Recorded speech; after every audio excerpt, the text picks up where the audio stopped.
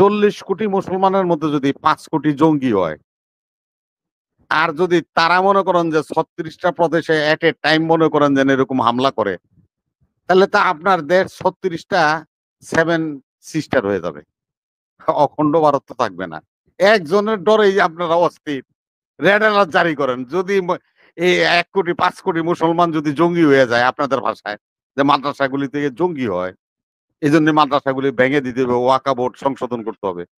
তাহলে তো এরা যদি জঙ্গি হয় 4-5 কোটি, তাহলে তো ভারতবর্ষ পুরা ভারতই থাকে না। 36টা প্রদেশ ভাইঙ্গা যার যার মধ্যে একটা করে দেশ হয়ে যাবে। আজকে যে কথাটা আপনারা এখানে বলছেন তাই। দেখেন ভারতের না, আমি মার্কিন স্টেট ডিপার্টমেন্ট এর সম্প্রতিকালে একটা বিবৃতি দিয়েছে। সে বিবৃতিটা দিয়েছে, তারা বলছে যে ভারতের সংখ্যালঘুরা নির্যাতিত হচ্ছে সরকারের সহযোগিতায়, সরকারি বাহিনীর মদদে সংখ্যালঘু মুসলমানদেরকে হত্যা করা হচ্ছে।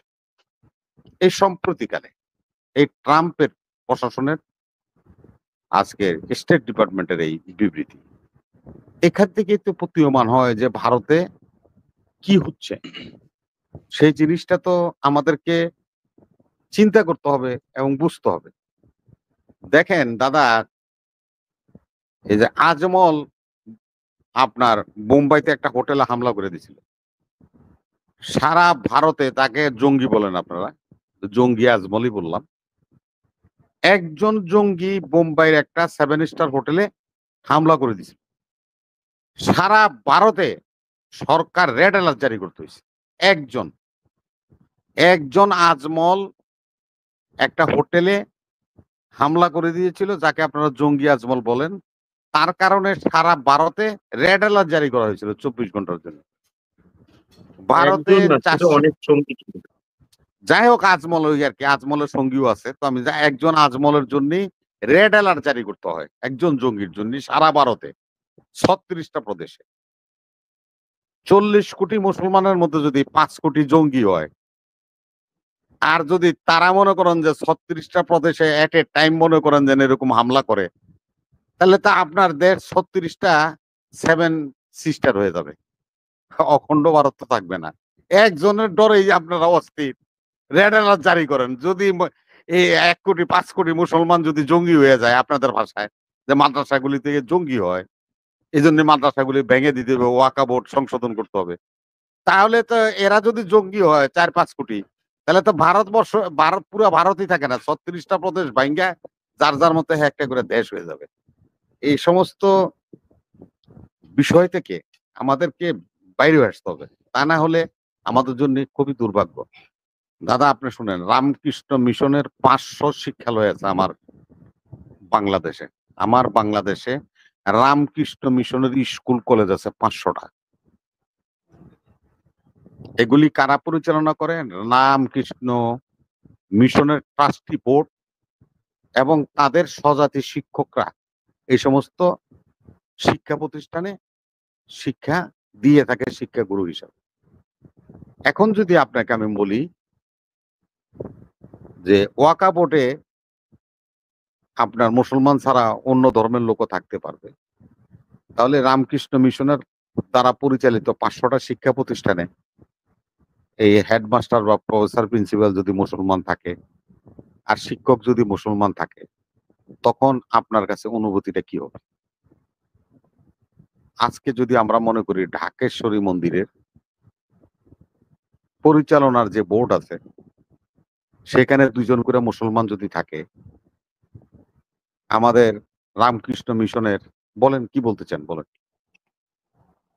না, আমি একটা লাইনই বলবো। আমাদের 4 জন বন্ধু আছে রামকৃষ্ণ মিশনের 4টি কলেজে, তারা পড়ান, স্কুলেও পড়ান। 3 জন আছেন যারা হচ্ছে ইসলাম ধর্মাবলম্বী আছে। এটা অসুবিধা কিছু নেই। হলে আমার আমি আমি যদি আপনার 3 জন কইছেন, আমি বলছি 500টা স্কুলের সকল কার্যক্রম যদি মুসলমানরা পরিচালিত করে, সেখানে মিশনের স্কুলগুলির অবস্থা কি দাঁড়াবে সেটা অনুধাবন করতে বলছি আপনার।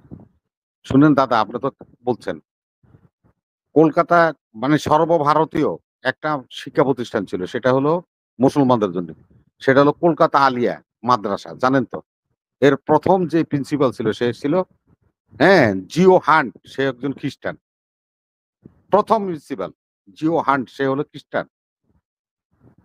এটা দোষের কিছু না, আমি দোষ বলি নাই আপনাকে।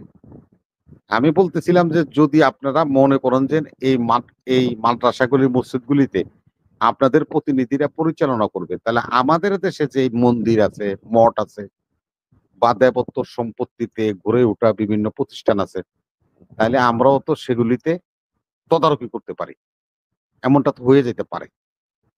দাদা আপনাকে আমি এজ এ ম্যান হিসেবে না, আমি আপনাকে একজন মানবতাবাদী মানুষ মনে করি।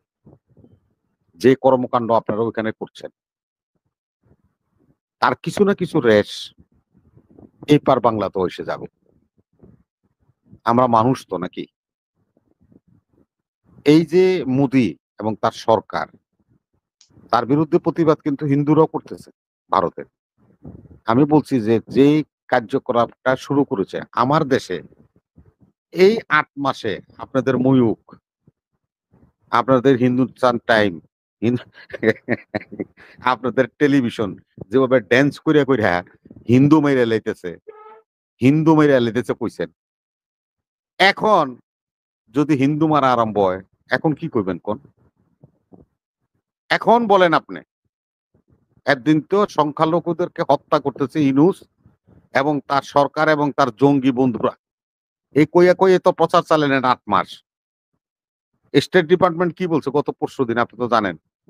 আপনাদের সাংবাদিকরা বলছিল এই সংখ্যালঘুদের নিয়ে। বলে এটা বাংলাদেশের ইন্টারনাল ম্যাটার। এটা নিয়ে কোনো প্রশ্নের উত্তর দেওয়ার আমাদের নাই।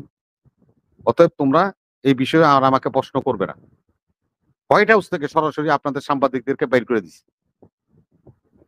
তাহলে আজকে যে ঘটনা আপনারা ঘটাচ্ছেন, যেভাবে নিধন প্রক্রিয়া শুরু করেছেন, তার কিছু বাতাস তো এদিকেও আসতে পারে।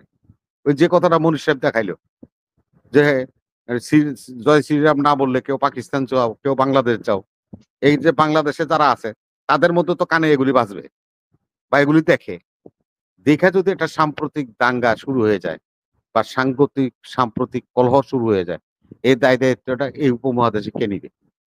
এটা কি শুধু খালি আপনার ভারতে হবে? এটা পাকিস্তানে হবে, এটা বাংলাদেশে হবে, আরো আদার্স কান্ট্রি আছে, সে সমস্ত কান্ট্রিতেও এগুলি ছড়ায় পড়বে।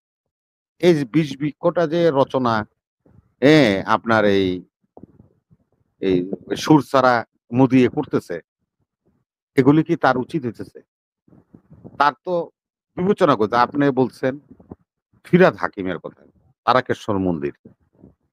দাদা আপনি ট্রাস্টি বোর্ড আর পরিচালনা বোর্ড, আপনি একজন ডক্টরেট মানুষ। ট্রাস্টি বোর্ড আর হলো পরিচালনা বোর্ড, দুটা ভিন্ন। ট্রাস্টি বোর্ড কাকে বলে? যারা এই প্রতিষ্ঠান গড়ার জন্য দান অনুদান করেছে তাদেরকে ট্রাস্টি বোর্ডের মেম্বার করা হয়। আর যারা পরিচালনা করে, যেমন একজন ডক্টরেটের দরকার, সুকান্ত বাবুকে নিবে। একজন শিক্ষকের দরকার, নিবে। একজন বিজ্ঞানের শিক্ষক নিবে বাংলা। এটা হলো পরিচালনা বোর্ড, পর্ষদ বলি আমরা। ফিরহাদ হাকিমের পূর্বপুরুষদের সম্পত্তি তারাকেশ্বর মন্দিরকে দান করেছিল, যার ফলশ্রুতিতে ওই পরিবারের একজন সদস্য অলওয়েজ এই ট্রাস্টি বোর্ডের মেম্বার থাকে। আপনি এটা ভালো করে জেনে নিন, জানলেই আপনি বুঝতে পারবেন। এখন আপনার এই সাজিজ আলম নিয়ে যে কথা বলছি, সাজিজ আলমের বর্তমান বয়স 25 বছর। তো 15 সালে সে টক শো করতো, তখন তার বয়স ছিল 15 বছর। এখন 25 সাল। এখন যদি ওর 25 বছর বয়স হয়, তাইলে ওর 15 সালে 15 বছর বয়স আছিল। তা হাসিনা তার স্বামী ডক্টর ওয়াজেদ সাহেবের লোকে বসে চা খাইতেছে আর কইতেছে, এ ওয়াজেদ, তুমি একটা ডক্টরেট করতে 4 বছর সময় নিছো, আর গত 1 সপ্তাহ আমি 5টা ডক্টরেট পাইছি, তুমি কি এর ডক্টরেট আনছো? হাসিনা তার হাজবেন্ড ডক্টর ওয়াজেদ সাহেবরে বলতেছে যে তুমি এক ডক্টরেট করতে 4 বছর সময় লাগছে তোমার, আর আমারে 7 দিনের মধ্যে 5টা ডক্টরেট দিছে, তুমি কিসের ডক্টরেট হইছে? তো সার্জিজের বয়সই 15 বছর, ও কি আর টকশো করবো? কোথায় সব মায়ের দুধ খায় মিয়া, ফিটার খায়। না না, টক শো মানে শুনুন, আগে জানতে হবে আপনার। তো আপনার অন্যকে অপমান করতে যেমন ভালো লাগে, আপনি ওই দিন ইন্ডিয়া গেট বললেন, কোনো এক মুসলিম তৈরি করেছে, আপনি ইন্ডিয়া গেট একটু গুগলে সার্চ করে দেখুন। হুম, আপনাকে সম্মান করে, তাই বলে কারো হুম, ইয়ে করে অপমান করা, এই যে হাসছিলেন না এটা তো আরেকজন, অপমান এটা না কি তো, আপনাদের এটা তো আপনাদের অপমান না। মানে সংস্কার?